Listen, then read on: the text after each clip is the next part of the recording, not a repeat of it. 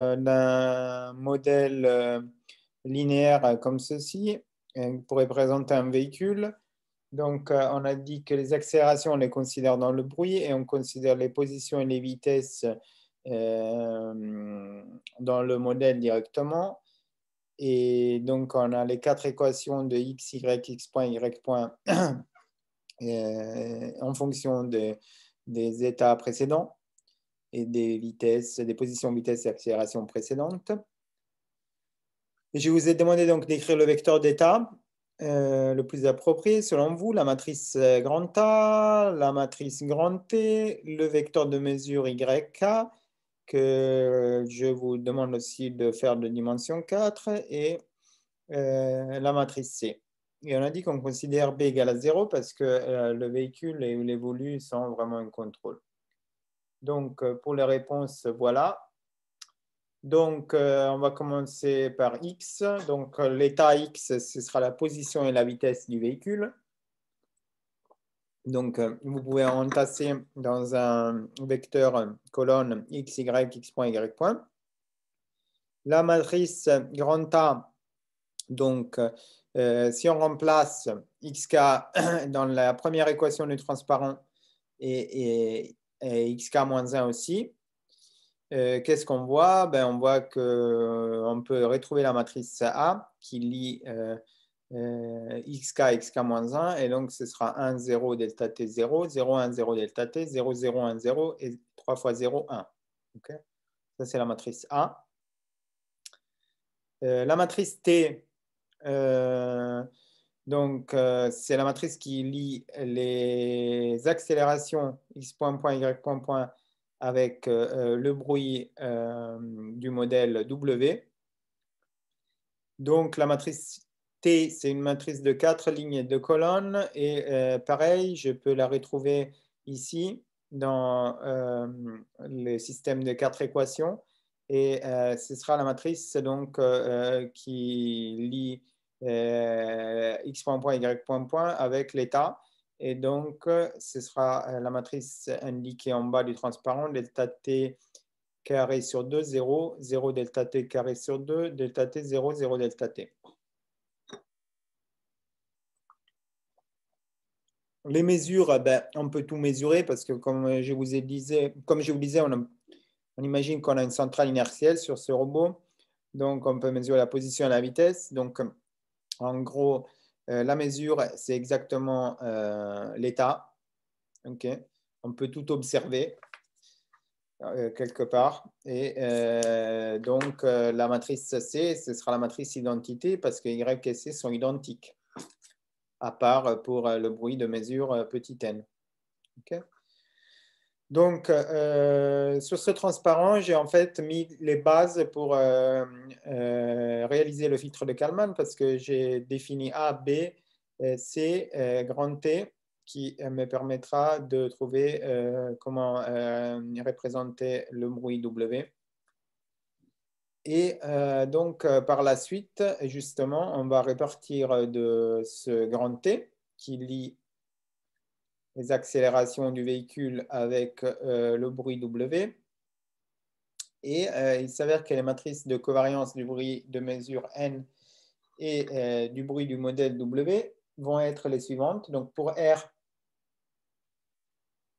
je vous donne les valeurs.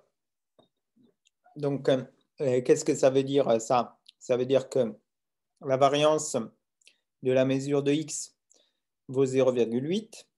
La variance de la mesure de Y vaut 0,6. La variance de X point, c'est 0,3 et la variance de Y point, c'est 0,2. Okay, donc l'ellipse la plus grande, enfin l'axe principal de l'ellipse, il est le long de X. Là, c'est comme si vous avez une gaussienne à 4 dimensions. Donc, c'est difficile de la visualiser. Si vous regardez juste les premiers éléments, ça ressemble plus à ce qu'on a vu. C'est la gaussienne à 2 dimensions, donc avec un axe plus grand sur X que sur Y. Okay, la mesure de X est moins précise. Soit, ça, c'est les valeurs du problème. Donc, quelqu'un, par exemple, le constructeur de la centrale inertielle m'a donné cette matrice en me disant que voilà, la centrale inertielle, donc le bruit des mesures N, est celui-ci. avec donc une covariance sur les mesures de la centrale inertielle qui valent 0,8, 0,6, 0,3, 0,2. Soit ça vient du datasheet, soit c'est moi qui ai à la louche vu, je donne ces valeurs parce que j'ai l'impression que c'est la précision que j'obtiens à partir de la mesure de la centrale inertielle. Le bruit du modèle. Donc le modèle, comme on a dit, on imagine que ce robot, il n'est pas d'accélération, mais inévitablement, enfin dans le modèle, on n'a pas pris en compte l'accélération, mais on peut la considérer comme un bruit, comme quelque chose qui vient un peu perturber un modèle à accélération nulle. Donc, si c'est le cas et que le bruit c'est W, la covariance du bruit va être la covariance de l'accélération fois t transposé. Ça, c'est une relation aussi algébrique que je vais vous passer, mais en gros, c'est un peu comme ce qu'on a vu hier avec le gradient de f. C'est que si vous avez une relation vectorielle comme ceci, la covariance du premier membre, c'est une forme quadratique sur le deuxième, donc on va faire t fois t transposé. Faites-moi confiance simplement et ça revient donc à prendre la matrice grand T qu'on a écrit sur le transparent précédent et de la multiplier par sa transposée. D'accord? Et enfin multiplier par sigma. Sigma, c'est quoi? C'est la variance de l'accélération.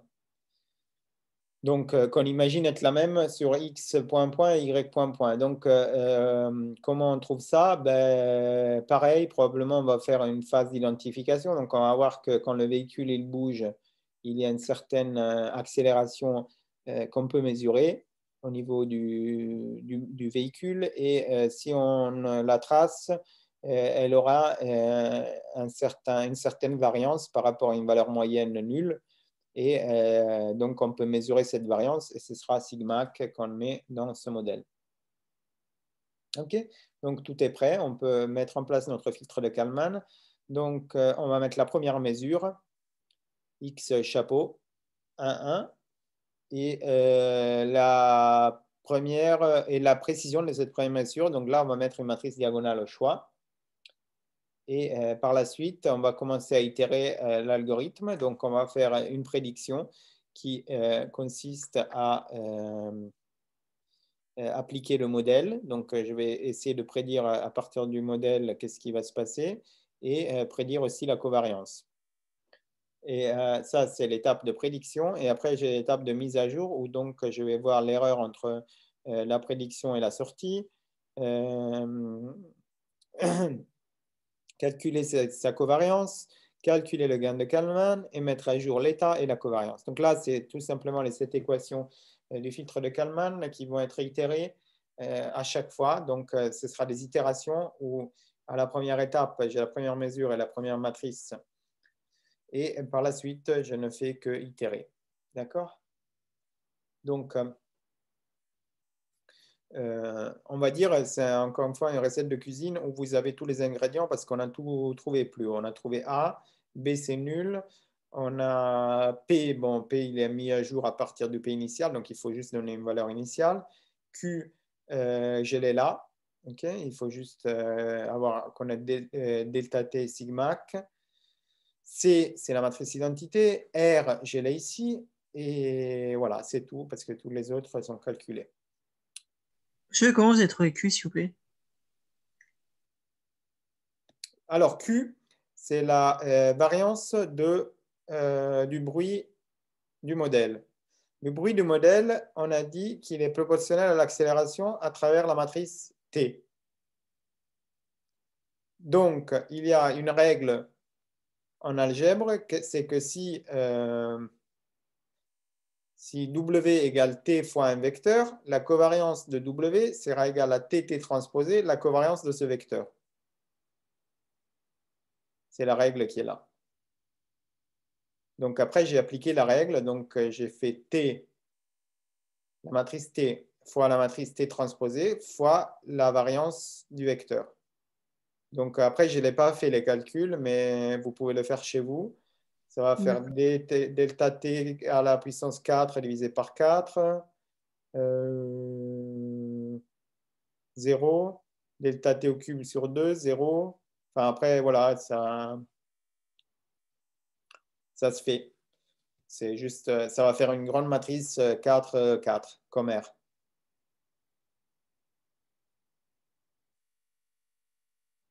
OK? Oui. Monsieur, Résultat, oui. pour l'initialisation, on l'a fait arbitrairement. On commence à 1. Normalement, vous savez où il est, le robot. Il était en 0, 0. Et après, vous allez mettre la matrice d'incertitude. Vous pouvez aussi la mettre à 0, comme on l'a fait avec l'odométrie, rappelez-vous. Parce qu'on se dit, au début, on sait exactement où on est. Donc, on peut se dire qu'il n'y a aucune incertitude. Donc, X chapeau, c'est 0, 0, 0, 0. Et P chapeau, c'est une matrice avec que des zéros. Et à partir de là, on va faire la mise à jour.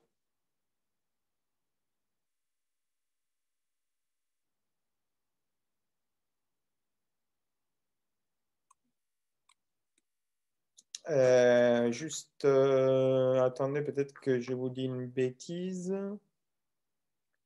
Je pense qu'il faut quand même mettre quelque chose.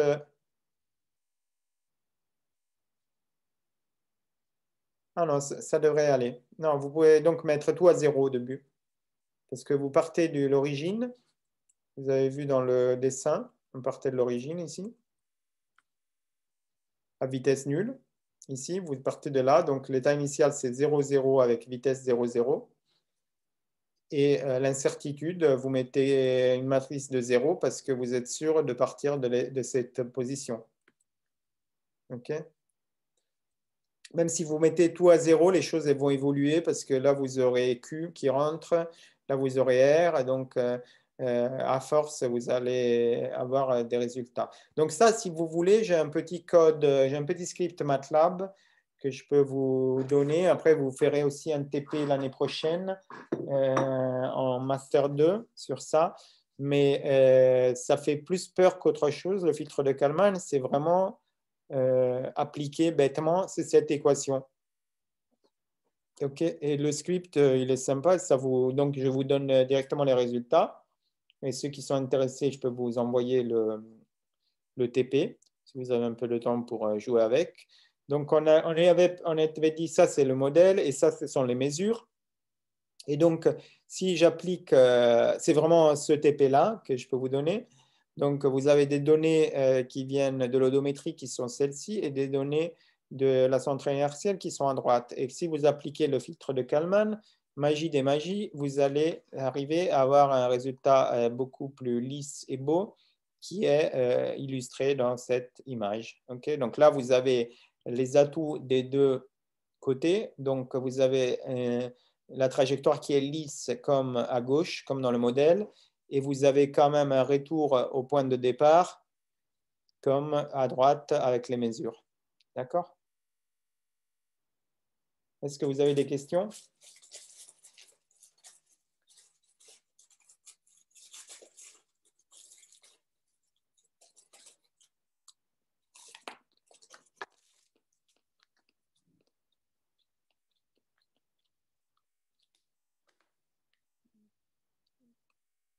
On va donc jeter un coup d'œil au filtre de Kalman étendu. Pareil, hein, dans le TP, vous pouvez aussi faire sous forme de filtre de Kalman étendu. Cette fois-ci, on considère que le système il est non linéaire. Donc, on n'a pas un système comme ça, comme vous êtes habitué à le voir en automatique linéaire, mais vous avez un système comme ça. OK? Donc, avec une fonction f qui exprime l'état courant de façon non linéaire en fonction de l'état précédent et de la commande précédente, et une fonction g non linéaire qui exprime les mesures en fonction de l'état.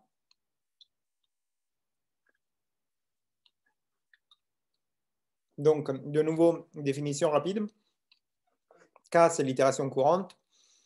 F, c'est une fonction qu'on considère différenciable, mais qui est non linéaire et qui relie état et commande précédente. X, c'est comme avant, vecteur d'état. U, c'est comme avant. W, c'est le bruit du processus, considéré gaussien, caractérisé par sa matrice de covalence Q. Y, ce sont les mesures. G, c'est en rouge parce que ça n'y était pas avant, comme F. C'est une fonction non linéaire mais différenciable qui relie état et mesure.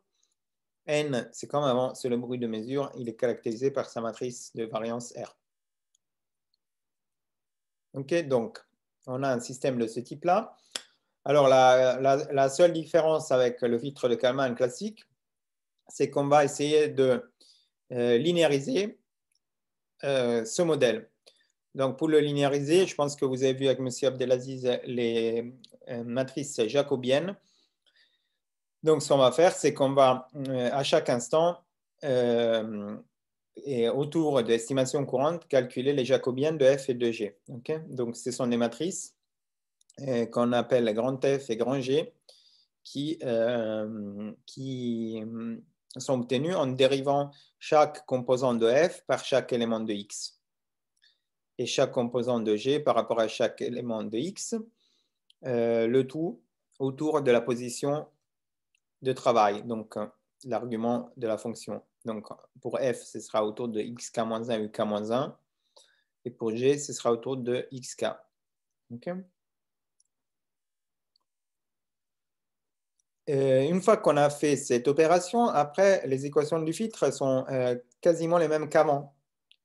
Bon, pour la prédiction, on va utiliser le modèle non linéaire. Donc, on va prédire ce qui se passe en utilisant le modèle, ce qui est logique.